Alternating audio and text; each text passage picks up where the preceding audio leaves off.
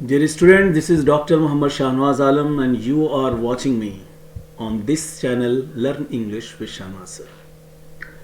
ये सीरीज़ है बिहार बोर्ड परीक्षा समिति द्वारा आयोजित 10+2 की परीक्षा जो 2023 में होगी, उसकी ये एक सीरीज़ है। इस सीरीज़ में बिहार बोर्ड परीक्षा समिति द्वारा जारी किए गए मॉडल पेपर में जो 3 सेट्स हैं, हर सेट्स की तैयारी हम लोग करेंगे, यानी कि हर सेट्स का आंसर और उसका एक्सप्लेनेशन।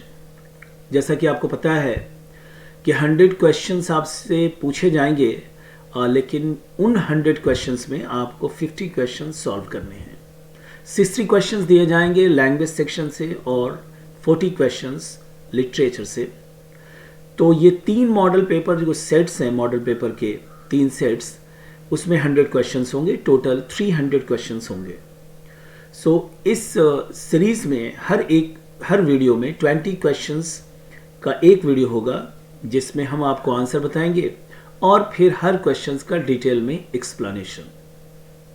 ये सीरीज़ बिहार बोर्ड के बच्चों के लिए फ़ायदेमंद तो है ही, लेकिन वो बच्चे जो सीबीएसई से परीक्षा देंगे ये उनके लिए भी फ़ायदेमंद होगा।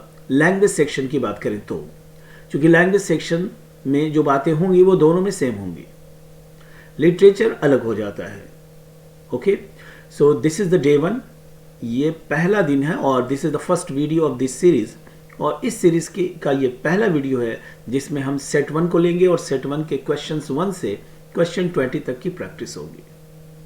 Okay, so let us start the day 1 class.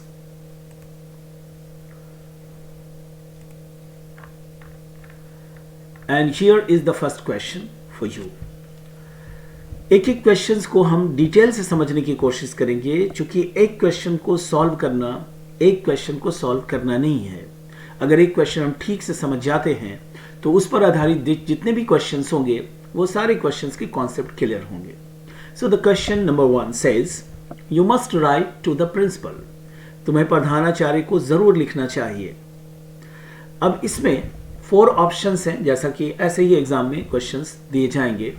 4 options will be given और उसमें से एक सही होगा और 3 गलत होंगे। You have to choose the right one.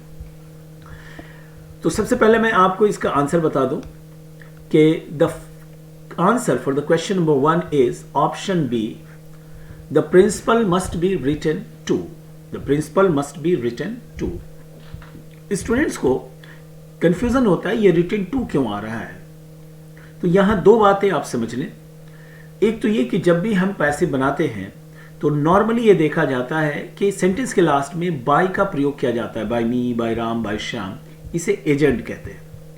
और आपको ये कॉन्सेप्ट दिया गया है कि आप बाय वाले सेंटेंस को पैसिव समझ लेते हो, लेकिन जरूरी नहीं कि बाय वाला सेंटेंस पैसिव ही हो। बाय होगा और सेंटेंस एक्टिव हो सकता है, और बाय का ना लगाना ज्यादा बेहतर है लगाने की तुलना में।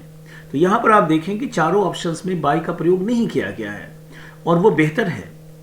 अगर किसी सेंटेंस के 4 ऑप्शंस में एक बाय वाला ऑप्शन हो और एक बिना बाय वाला, तो हम चूज करेंगे बिना बाय वाले ऑप्शन को, यानी बिना एजेंट वाले ऑप्शंस को। ओके, अब यहां देखें क्वेश्चन को, you must write to the principal.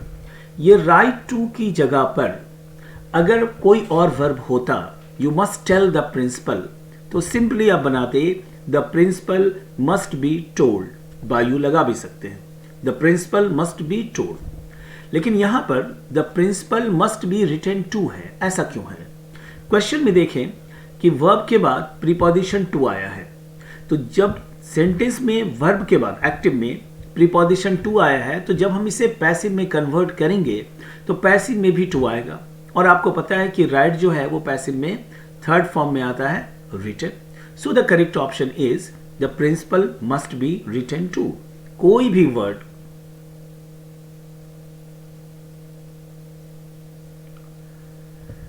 Active में अगर किसी वर्ड के बाद कोई प्रीपोजिशन आता है तो पैसिव जब भी बनाएंगे वो वर्ब 3rd फॉर्म में बदलेगा और उसके बाद वही प्रीपोजिशन हम वहां पर लिखेंगे।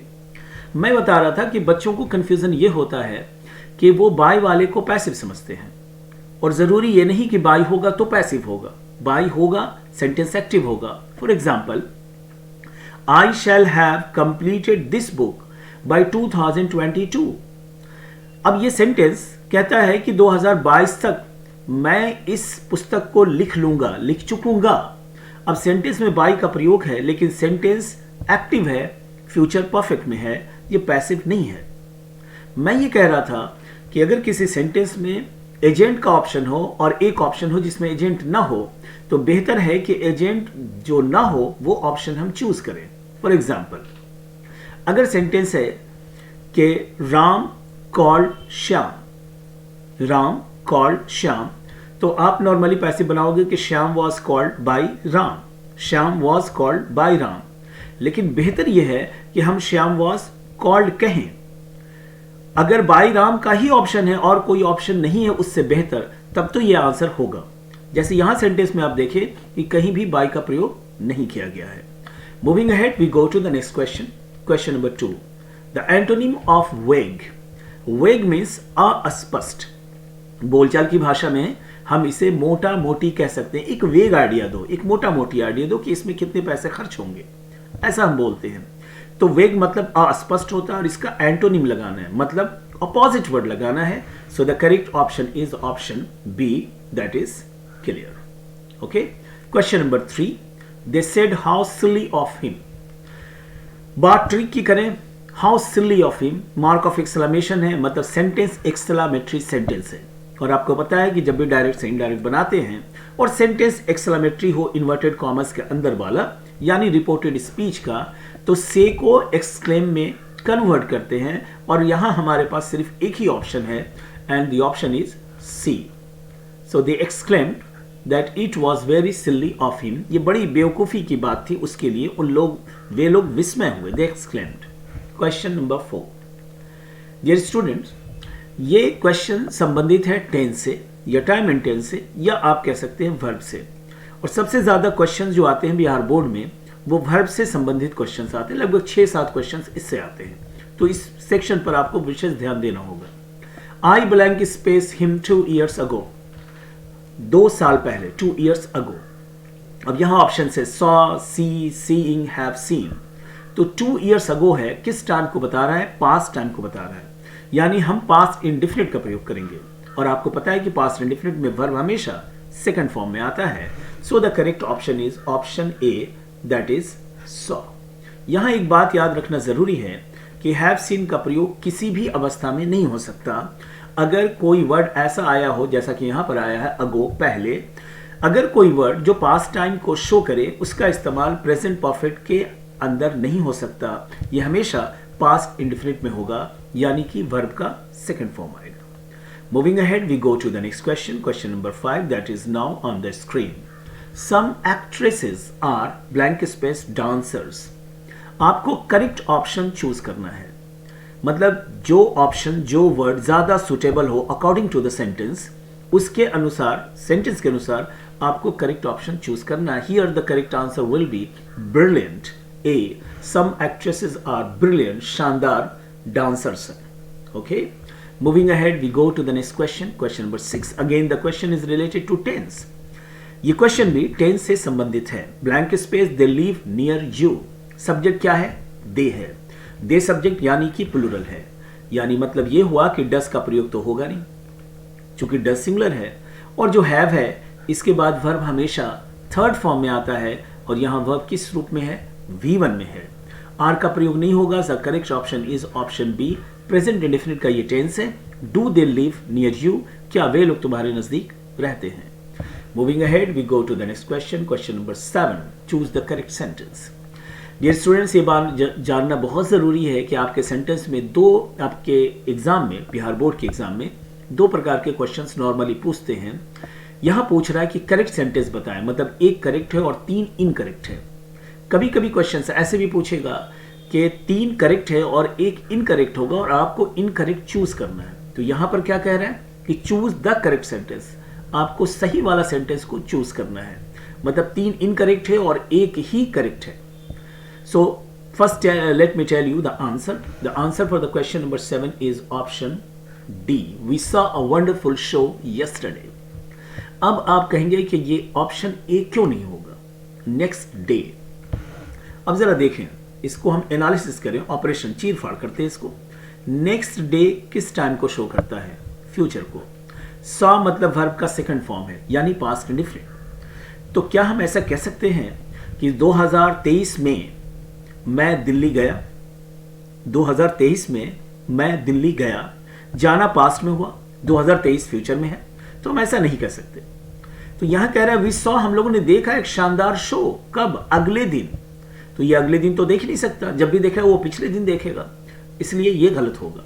We show a wonderful saw yesterday, ये सेंटेंस बिल्कुल बेतुका है, मीनिंगलेस है, कोई मतलब नहीं है। वी शो का मतलब हम दिखाते हैं, और यहां सॉ का मतलब आरी हो जाएगा, इसका मतलब ये नहीं है। Actually the writer, the speaker says कि हम लोगों ने एक शानदार शो कल देखा, तो सॉ वर्ब का सेकंड फॉर्म है, शो नाउन है, तमाशा, कार्यक्रम, yesterday. So the correct option is option D. If you have any doubt regarding any sentence, any question, you do comment me in the comment box. Okay? Question number 8. The book in parts. Blank space boring. ये question संबंधित है subject verb agreement से। अब subject verb agreement क्या होता है? Subject verb agreement का वेग आइडिया, अभी वेग हमने बताया था, वो ये समझे कि वर्ब को अपने सब्जेक्ट के अनुसार चलना होता है। मतलब अगर सब्जेक्ट सिंगुलर है तो verb must be singular, and if subject is plural, और अगर सब्जेक्ट प्लूरल है तो वर्ब भी प्लूरल होगा। So the book in parts, blank space boring.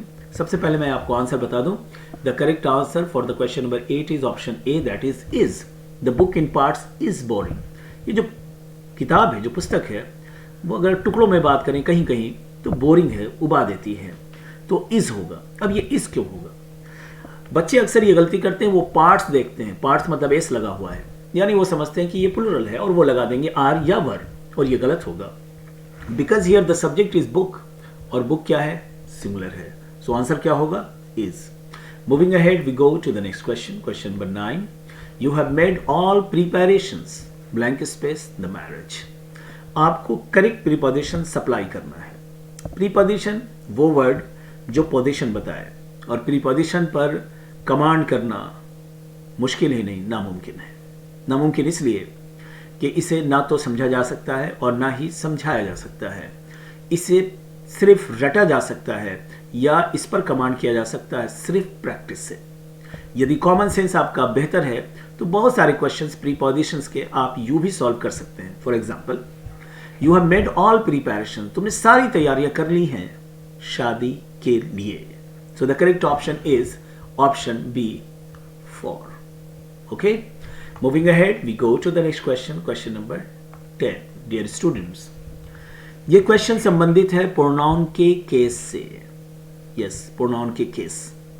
Case 3 प्रकार के होते हैं, सब्जेक्टिव, ऑब्जेक्टिव और पजेसिव। सब्जेक्टिव यानी आई, ऑब्जेक्टिव यानी मी, और पजेसिव यानी माई। उसी प्रकार she subjective case, her objective case, her possessive case. उसी प्रकार he subjective case, him objective case, his possessive case. यह कहता है कि कौन सा केस इस्तेमाल होगा, मतलब कौन सा प्रोनाउन इस्तेमाल होगा, यानी आप कह सकते हैं कौन सा सुटेबल वर्ड है यहां पर। Where did blank space buy that dress. ये जो ब्लैंक स्पेस यहां शो कर रहा है, ये ब्लैंक स्पेस सब्जेक्ट का प्लेस है, सब्जेक्ट का स्थान है। तो यहां पर जो प्रोनाउन आएगा that will always be in subjective case. Her की बात करें ये ऑब्जेक्टिव केस है, हिम की बात करें ये ही का ऑब्जेक्टिव है, हिज की बात करें ये ही का पजेसिव है। So the correct option is option D, that is she, क्योंकि शी जो है वो सब्जेक्टिव केस है। I have just told you. Okay, so इस वीडियो को जरूर गौर से देखें, कंफ्यूजन हो तो जरूर पूछें। ऐसा भी हो सकता है कि एक बार में बात समझ में ना आए, तो आप इसे रिवाइंड करें, इस वीडियो को 2-3 बार देखें, क्योंकि कई बार और अक्सर मैं देख रहा हूं ये रुझान है कि मॉडल पेपर से ही क्वेश्चंस आते हैं, कभी कभी तो बहुत सेट भी आ जाता है। Yes, so take it seriously. Question 11, appreciate, I would appreciate.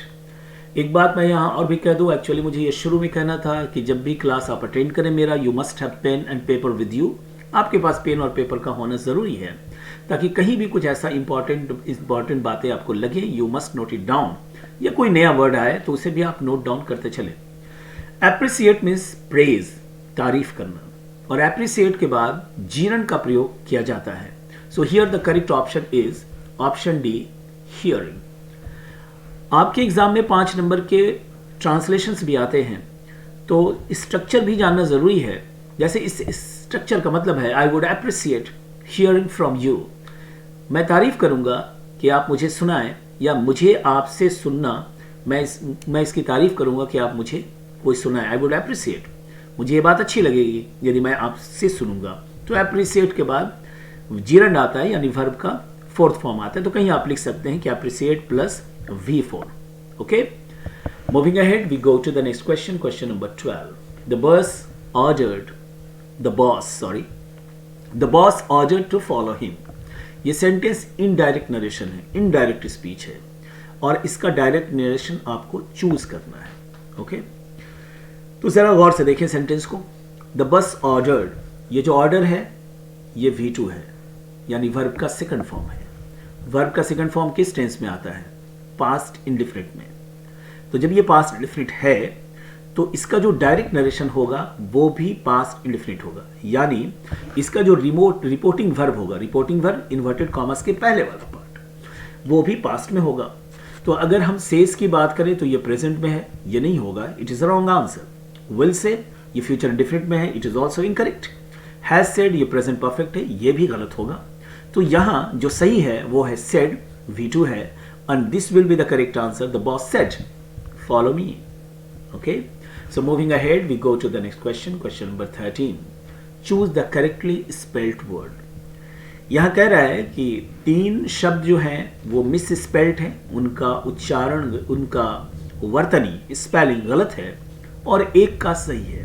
वो सही वाले को आपको चूज करना है. कभी कभी मिस स्पेल्ड वर्ड चूज करना होता है, यानी कि 3 करेक्टली स्पेल्ड होते हैं, एक मिस स्पेल्ड होता है. यहाँ पर 3 मिस स्पेल्ड हैं और एक करेक्टली है, और उसे ही चूज करना है. So the correct spelled word is transferred, option C. Now question number 14. Try with what you have. The correct option is try to do it with what you have. इसे करने की कोशिश करो उस चीज से जो तुम्हारे पास है. डियर स्टूडेंट्स, जो बाद में जुटे हैं मैं उन्हें इन्फॉर्म कर दूं कि ये सीरीज़ है बिहार बोर्ड द्वारा जारी किए गए बिहार बोर्ड के मॉडल पेपर जो है, जो 3 सेट्स हैं, ये सेट 1 है, और हर दिन सेट 1 के कुछ क्वेश्चंस, यानी ऑलमोस्ट 20 क्वेश्चंस का आंसर मैं दूंगा, फिर उन्हें एक्सप्लेन करूंगा. इस तरह से एक सेट हम 5 वीडियोस में कवर करेंगे, और चूंकि टोटल 303 सेट्स हैं, यानी 300 क्वेश्चंस हैं, तो 15 वीडियोस होंगे. और ये इतने इंपॉर्टेंट है कि एग्ज़ाम में हूबहू कई बार ऐसा होता है कि क्वेश्चंस हूबहू इसी से आ जाते हैं. ओके, और एक क्वेश्चंस को जब हम प्रैक्टिस करते हैं तो हमारे एक क्वेश्चंस पर कमांड नहीं होता, उस जैसे जितने क्वेश्चंस हैं उन सब पर कमांड होता है. So take the class, watch the class as regularly और factually, and please take it seriously. Okay, and ये भी बहुत ज़रूरी है कि आप इस क्लास के अपने दोस्तों के साथ, मित्रों के साथ शेयर करें, ताकि वो भी इस क्लास का फ़ायदा उठाएं और बेहतर से बेहतर मार्क्स वो एग्ज़ाम में प्राप्त कर पाए. So moving ahead we go to the next question. Question number 15. I often suffer from backache. यहाँ पर हमें चूज करना है करेक्ट आर्टिकल को. बैक एक मीन्स पीठ का दर्द, और वो है एब्स्ट्रैक्ट नाउन, और एब्स्ट्रैक्ट नाउन के पहले नॉर्मली किसी भी आर्टिकल का प्रयोग नहीं होता. So the correct option is option D, no article. Okay, question number 16. You bought a car, blank space. यहां पर हमें क्वेश्चन टैग इस्तेमाल करना है. यू बाउट अ कार, तो यहां देखें ये जो बाउट है ये V2 है, यानी वर्ब का सेकंड फॉर्म है, पास्ट इंडेफिनिट है. तो डू का सेकंड फॉर्म डिड होता है. सो यहां पर आंसर होगा डिड नॉट यू. यहाँ मिस प्रिंट है. मिस प्रिंट इसलिए कि डिड और नॉट को कॉन्ट्रैक्ट करना था, DIDN' होना चाहिए था, ना कि डिड नॉट यू. तो बेहतर था कि उसे कॉन्ट्रैक्ट करते, बट किसी भी हालत में ऑप्शन हमारा ए ही होगा. Moving ahead we go to the next question. Question number 17. I eat rice, blank space my hand, preposition. मैंने कहा कि कॉमन सेंस अप्लाई करें, so you will get the correct answer. And here the correct answer is yes, you are right. The correct answer is with option C, मैं अपने हाथ से चावल खाता हूं। Moving ahead we go to the next question 18। I want a blank space for higher studies. एक जैसे words है, लोन, लोन, लोइन, लोनली। तो मुझे उच्च शिक्षा के लिए चाहिए, क्या चाहिए? ऋण, कर्ज चाहिए। और कर्ज के लिए जो करेक्ट स्पेल्ड वर्ड है वो है लोन। सुना होगा आपने लोन। ये लोन इतना पॉपुलर है कि ऋण हम कम बोलते हैं, कर्ज हम कम बोलते हैं, लोन ज्यादा बोलते हैं, LOAN। ओके, लोनली का मतलब अकेला होता है, लोन का मतलब भी अकेला होता है, लोइन कोई वर्ड है नहीं। So the correct option is option B. Moving ahead we go to the next question, question number 19। Choose the correct sentence. यहां 3 सेंटेंस इनकरेक्ट है, एक सही है और आपको वही सही वाला चूज करना है। और वो सही सेंटेंस है option D, he was standing right from his father. Sorry, option D is not the correct answer. The correct answer is option C, dear students. The correct answer is option C, he was standing in front of his father. वो अपने पिता के सामने खड़ा था। इस series के ये पहले वीडियो में का लास्ट क्वेश्चन है question number 20। Choose the correct antonym of sterile. ये एग्जाम में हमें अलर्ट रहने की जरूरत है, क्योंकि कई बार सिनोनिम्स पूछता है, हम एंटोनिम जवाब दे देते हैं, कभी कभी एंटोनिम पूछता है, हम सिनोनिम्स कह देते हैं। तो स्टेराइल का कहता है एंटोनिम, यानी अपोजिट वर्ड। स्टेराइल का मतलब होता है बंजर, यानी अनउपजाऊ, ऐसी जगह जहां कोई पैदावार ना होती हो। तो इसका जो अपोजिट वर्ड होगा वो होगा फर्टाइल। यहाँ एक बात और भी नॉलेज के पॉइंट ऑफ व्यू से समझ लें कि ये सिर्फ ज़मीन के लिए इस्तेमाल नहीं होता। अगर किसी व्यक्ति में कुछ करने की क्वालिटी है, उसमें अच्छा सिंगर, अच्छा डांसर, क्रिकेटर बनने की है कि नहीं, ये बंदा बहुत कुछ करेगा, ये बहुत अच्छा लिखता है, ये बहुत अच्छा खेलता है, तो वैसे में उसको कहेंगे कि he is a fertile singer. या अगर किसी में जस्ट अपोजिट वो बात नहीं है तो आप कह सकते हैं कि स्टेराइल। ओके, महिलाओं के लिए भी इसका इस्तेमाल होता है, जो जिनका संतान नहीं होते तो उनको भी हम स्टेराइल कहते हैं। ओके, सो डियर स्टूडेंट, जैसा कि आपको मैंने शुरू में बताया कि ये सीरीज चल रहा है बिहार बोर्ड परीक्षा समिति द्वारा जारी किए गए मॉडल पेपर के सेट की प्रैक्टिस की, यानी 300 क्वेश्चंस होंगे, 3 सेट्स होंगे और हर क्वेश्चन में, हर सेट में 100 क्वेश्चंस होंगे। तो हर दिन के वीडियो में हम 20 क्वेश्चंस लेंगे, जैसा कि आज हमने 1 to 20 लिए और कल अगले वीडियो में हम बात करेंगे 21 to 40 क्वेश्चंस की। Okay, so that's all for today and do not forget to share the channel, to share this video with as many friends of yours as possible। और कोई भी कमेंट्स हो, कोई सजेशन हो, कोई डाउट हो किसी क्वेश्चंस में, सो आप हमें कमेंट बॉक्स में अपने क्वेरीज ज़रूर भेजें and I will try to answer them। Okay, so have a good day, take care of yourself till we meet again very soon in the next video।